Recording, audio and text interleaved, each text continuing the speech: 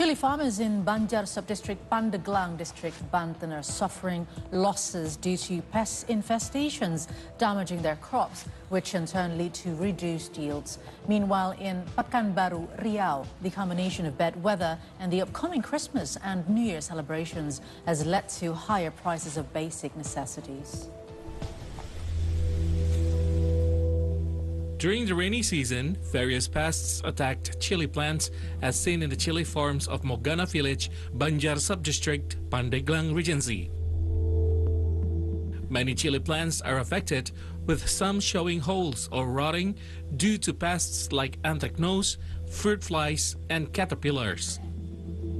These infestations often lead to chilies rotting in the tree, significantly reducing farmers' income during harvest.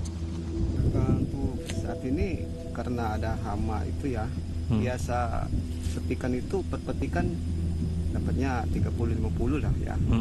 Karena banyak hama kayak gini, ya ini menurun. Jadi hasil yang tadi 50 menjadi 30, 25 gitu. Julie hopes the local government will assist chili farmers in combating pests to ensure their harvest remains unaffected and does not decline.